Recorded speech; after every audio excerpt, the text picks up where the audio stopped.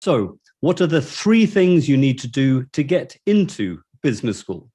Well, the first thing to say is that every business school will have a slightly different application process. However, there are typically three key areas you need to pay attention to. And schools really do have a fairly effective process for selecting candidates. If they've chosen you and offered you a position on the MBA course, it is likely that you will be able to get through this experience and get out the other end of it. Most MBA students, almost all MBA students, get through the process. But what they're looking for here isn't just your academic ability, and we'll say more about that in a minute. It's also your ability to work effectively with other people. So this is one of the key things they're really looking for, because you'll be spending quite a lot of time during your MBA working in small groups, study groups, where either just that's for the particular core course or you're doing some consulting projects. You really have to develop your capacity to work with people who are probably from a different background to you.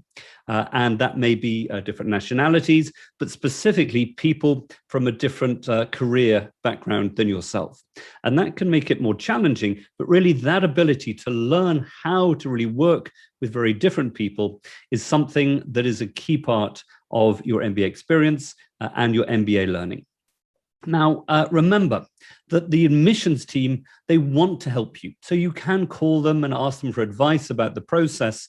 So don't feel that the admissions team are working against you and assessing you all the time. They want to help high quality candidates make sure they get really good applications into the school because they want the best candidates. And the other point to say before we get into these three key areas is look out for scholarships. I'll say a bit more about that later on, but almost every business school now is increasingly trying to build out its scholarships to attract not just higher quality candidates, but really high quality candidates from a more diverse set of backgrounds.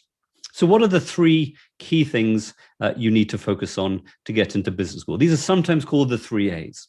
And the first of the 3 A's is aptitude. How capable are you? Now, you have some academic background. It doesn't mean you have to go to university or have an undergraduate degree in order to apply. In fact, when I did my MBA, which was a few decades ago now, somebody in my study group who was a very, very smart, capable and successful guy had only gone to education until aged 18 until this point. But what they will almost always insist on, particularly any decent business school, is the GMAT test. And this is a standardized test along the lines of the SAT test that American schools use. And this is administered by GMAT. And the GMAT, it's a lot of work, and you may, certainly if you're like me, and more from the poet side of things, where I'm more the qualitative than the quantitative side of it was certainly much more my background, then you really may have to study quite hard for this. But there's an important truth here, which is if you can't be bothered to study for the GMAT, it's unlikely you've really got the right temperament or attitude to really be successful on the MBA. So actually, it's a very good test of, are you really committed to this process? But more than that, why I like the GMAT is that it really does help you have a refresher for some concepts, both numerical and verbal, that you may not have really studied for many, many years. In fact, my daughters are 11 and 13 now, and it's funny that they're starting to study some of the concepts that when I revised for my GMAT, this was really the last time I actually studied these. So the first of these 3 A's is aptitude. Do you really have the capabilities there? Now, the second of these is aspiration. And this is the classic question of why do you want to do an MBA? And you need to have an answer for that question. Now, it doesn't mean that during the course of the MBA, you may completely change your mind. Certainly when I did my MBA, I had absolutely no intention of moving into academia and setting up my own consulting firm, which are the two things I've been doing for the last over 20 years now. But you do need to have an answer to the question of why do you want to do an MBA? What is the job of your dreams? Now, you have some sense of what that might be. And you need to have an answer here. And let's say you want to move into marketing. You're working in maybe a financial role. You'd like to move into a more marketing role, just as an example. So how do you really describe that job? Well, it's very easy. You can go onto websites that are recruitment websites like monster.com, read the job descriptions of the specific field you're interested in, and be very specific about these are the capabilities that I'll need to develop in order to get into this field. This will be the process of transition, and this is why the MBA will help me with that transition. And an MBA is a classic, as I've spoken about elsewhere. It's a classic moment in your life and in your career where it really helps you give you that clear story about why you're ready for a major transition. So there will be, when you get to the business school, a careers service, inevitably, and they are incredibly helpful. And certainly over the decades, these have really built out into being very, very focused on helping you think through what it is you want to do, and then help you obviously with the application process and the skills around how you can really present yourself most effectively. But you need to have a clear sense to this of answering this question, why do I want an MBA? And by the way, it's quite okay to say, well, my first choice is I want to move in private equity. My second choice is I really want to work in corporate finance. And my third choice is something completely different. And this is what Fisher and Ury in their famous book, Getting to Yes, which is one of the classic negotiating textbooks, this is what they call having a BATNA, or in fact, multiple BATNAs. And BATNA stands for the best alternative to the negotiated agreement. And it's not, if I can't get this, then I'll get half of that. It's saying, if I can't get this, then what is my completely independent solution to that? A completely different career choice. And so having multiple options there is absolutely fine in terms of answering the question, why do I want to do an MBA?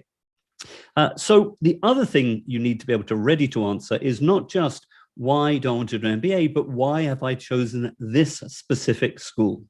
Now, clearly, you don't say, well, this is my third choice, because all the business schools you're applying to, there's a reason why you chose that school. And being able to put across the reason why this school is something that is exciting and motivating for you is clearly an important part of the interview process. So that's the aspiration point. But the third of the three A's, after aptitude and aspiration, is attitude. So why should you get a place on this course? Now, the first thing here is you really need to stand out. Why is your application form different from all the other application forms they're looking for? Now, when I went to business school, I did my executive MBA at London Business School, and then stayed on the faculty for the last over 20 years, in fact. When I went to business school, my first undergrad degree wasn't particularly strong.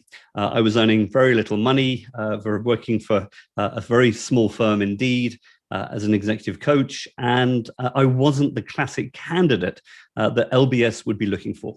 I did my GMAT, it was sort of okay, but what this meant is that I really had to make sure that everything else on my application form was very strong. And there was one section I remember where they said, who have you spoken to about your application?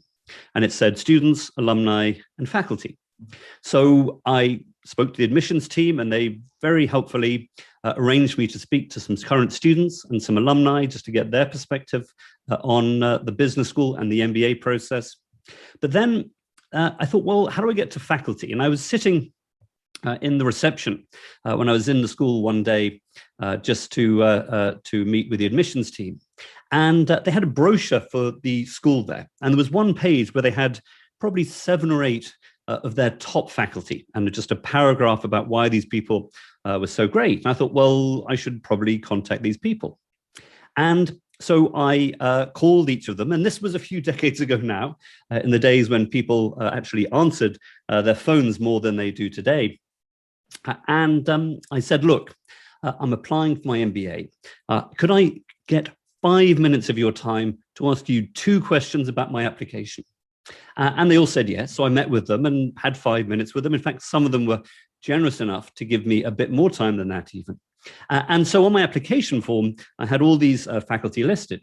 And on the first day of the MBA, the head of admissions sought me out and said, so you're Richard Jolly. At that point, I was slightly concerned. I said, yes. She said, look, how did you meet these people? In the admissions team, we've never met any of these professors, and yet you'd met every single one of them. How did you do it? Well, I said, well, I just called them and spoke with them. So that's just one example. Clearly, if everyone goes out and does that, you're going to struggle. But it does amaze me how few students really reach out to the admissions team and ask for help, and maybe even reach out to other people. But certainly, speaking to some current students at that school and speaking to some alumni is something that they will be very happy to set you up with. So that's the first thing here. But do remember that the other thing here is not just how do I stand out on my application form, how will I really be able to enhance the environment in the classroom? What will I really bring? And this may be a different perspective. And clearly, one of the key themes across every organization today is diversity, equity, and inclusion. And if you bring a diverse point of view, and that may be geographical, maybe socioeconomic, maybe gender, maybe all sorts of ways where you bring a different perspective. It may be that you come from a career where this is not a typical career for an MBA. So what you may think as a bit of a weakness here actually increasingly is a strength. And I mentioned before this issue about scholarships. And so scholarships are clearly trying to get the best talent, but increasingly it's trying to get the most diverse, great talent, making sure that people who otherwise wouldn't have had an opportunity to study for an MBA get that opportunity. So don't be put off if you think, well, I'm not the traditional classic candidate for an MBA program. That is something that increasingly is just not something that should hold you back from applying. The next thing to say is admissions teams are small. You haven't got hundreds of people there, a huge resource. And so what this means is they want to spend their time with the highest quality candidates and, crucially, the ones who are most committed to this specific school. And so all the top MBA schools now do use algorithms to really study how committed you are. It's called lead scoring. And so they will give you a points scoring based on your level of engagement with the school. Have you sent them emails? Have you been on the website? Have you spoken with people across the school, as I was saying before? So really making sure that you show that commitment to the school, because if they offer you a place at that business school, they really want you to come because they've already committed a lot of time, a lot of resources to you and your application process. So if you can really show that commitment and go over and a bit above the basics that are necessary, that's something that will really work in your favor. Now, the final thing to say here is that an MBA is for life. So two of my colleagues, Lyndon Grattan and Andrew Scott, recently wrote a book about the 100-year life. In fact, they've just published a follow-up to that book. And the point that they make in the book is that children born today, over half of them will live to be 100 years old statistically. And so what this reason I mention this is that you are going to be working for many, many years to come. And so one of the things that you need to pay attention to in the application process here is this a school that really is one where you want to have a lifelong relationship here? Because it is what you might call a membership model here, where they will continue to serve you after your MBA, and you can continue not just as an alum, but on the lifelong learning journey that is a critical aspect in your choice of the MBA. So the 3 A's here: aptitude. Can you really demonstrate that you've got the technical sort of cognitive capabilities here, and that you've got the hard work necessary that will be illustrated by your scores on the GMAT? Aspiration: why do you want to do the MBA and why have you chosen the school? And attitude. Crucially, they really want somebody who can demonstrate that commitment and really stand out about why I'm somebody who's really going to add value to the classroom and to the school.